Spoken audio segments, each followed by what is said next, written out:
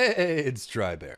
We've got a patch on the way, 1.2.1, set for October 31st, Halloween Super Spooky. This is the patch they talked about coming out just after the Season 2 launched, and it comes with all of these long-term requested features. So let's run through those today. Paragon board added a refund all button to Paragon board. So in the game, currently, you have to actually manually click through each of your Paragon points, all 200 plus of them, in order to get a full reset, and it would be so nice if you could just hit a button to reset all of that. So players communicated that reworking all or most of their Paragon points was a common occurrence. It was the only occurrence because it's the only way to do it. We've added this button to make it easier to do big respecs. So in Season 2, 1.2.1, we'll be able to reset our entire Paragon board. I'm guessing it's just going to be, one for one the total cost. It just saves you a bunch of time of having to click through. And what's annoying about it too is that when you're clicking through the Paragon refund, you can't break the chain line. So if you're not paying attention to the order of which you're clicking, it'll hit you with that cancel button like you're failing. You have to make sure you unclick them in the right order, which is even more mental energy. Just let me refund it all in one button. Super nice. Training dummy. This is the one I'm most excited about, coming next week for the 1.2.1 update.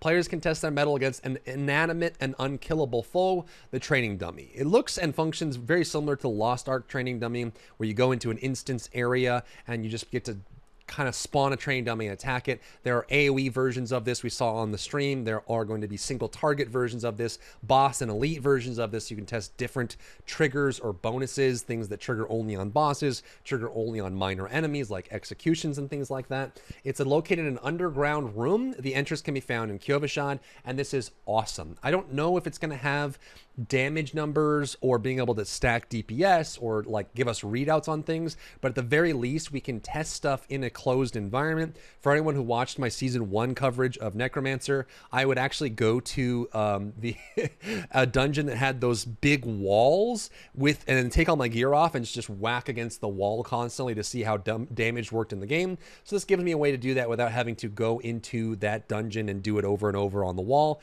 and it kind of, you can treat it as a different enemy, which is super nice. This is really, really big. We like this a lot. Season of Blood. Blood wells now drop more piles of potent blood, which is nice, increasing the total average amount dropped. Previously, 1 pile of 45 to 60, 8 piles of 5 to 9 each. So you could get a little bit more on the top end by doing all of them. There's just going to be more piles, which is nice. And all of that I think is good because really these didn't really seem to matter too much and they didn't really pop up that much. I don't know why this, I mean, maybe this is just a nice performance increase, but on average it should be more potent blood, which is good. Added additional information to vampiric power tooltips to clarify what their next rank will increase. This is nice. Kind of should have been there, but it coming in better late than never kind of thing. Additional information added to the vampiric power upgrade screen that communicates the amount of packs required and the power's activation cost. Super nice. I think the system works as is, but having more information is always going to be good. And then the search area has been reduced for all whispers that require the player to find and kill a specific monster. This is nice because the location of the icon in the middle of the screen, so you actually would see the icon kind of like chilling here and say, hey, kill this elite enemy here. However, the search area, if you didn't know, is actually quite large around that. And if there's like different, like there's like a gap here you can't go on with a bridge that you have to go across. And then there's like a mountainous area up here. And then there's like this like big lake you have to go around. It's hard to know exactly where that enemy is going to be. And they don't spawn until you step on the right area.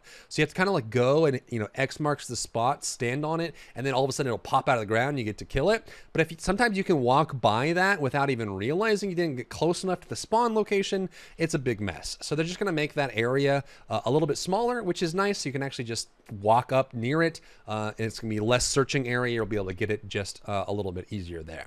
Fixing a bunch of issues, which is really nice. Screenwriter, which is really good. Fixed an issue where Waves of Darkness events weren't giving Grim favors, which is kind of annoying. Fixed a bug with Temerity where it would only trigger the overheal if you were at full health and no other time. Fixed an issue where Sorcerer Ice Shards wouldn't hit targets that were just below you on a dip if you were aiming down from a higher elevation. Fixed the dead zone in the Beast in the Ice encounter where you could just avoid all attacks. Fixed an issue where you couldn't res your teammates if you were chilled. Fixed a bunch of quests that would get locked out of progression, like the Blind Eye, Find a Way Out, Final Straw, Helltide quests, and of course the Sight to Madness. Fixed an issue where the Sanguine Pillars in the Sanguine Battery events and Nightmare dungeons wouldn't scale its HP, which made them literally impossible to keep alive. As soon as they spawned, they would die passively to AoE damage because they had no HP. Fixed an issue where if you didn't pick up your Scroll of Amnesia from your seasonal quest line, from your seasonal journey, if it got left on the ground, it wouldn't go to the Lost Stash at all. It would just be gone forever. Hopefully the people that this happened to will get a scroll back, but that sounds pretty awful. Fixed an issue where inventory sorting didn't function while interacting with vendors or crafters. This was so annoying. So if you had a vendor open and you try to sort your inventory, it wouldn't work. You'd have to close the vendor, reopen your inventory, resort it, go back to the vendor and open it again, but this issue seems to be addressed in the next patch. Fixed an issue on the Campfire buff before Legion events that was not counting the stacks correctly. It was still apparently applying the experience bonus, it just wasn't showing it visually on your buff icon. Fixed an issue where if you defeated Echo of Lilith, you wouldn't get the mount. They do say that this will be rewarded retroactively, since I guess it does give you that achievement bonus. So if you did this and didn't get your mount, you should have it, hopefully, when you log in to the new patch. It fixed the issue where the Tortured Gift of Living Steel was charging you $280, even though it said $300. So get your cheap Living Steel while you can, because the next patch, this is going to be fixed. Fixed an issue where Uber uniques that dropped off Duriel were not dropping at maximum roll values.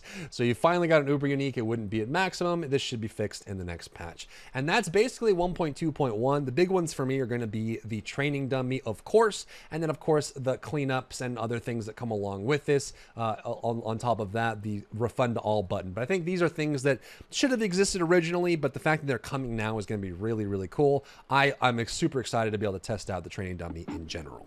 If you found value in today's video, leave a like down below, leave a comment for the algorithm to help this video get seen by more people, and don't forget to check out my other channels for other content and other stuff and other things.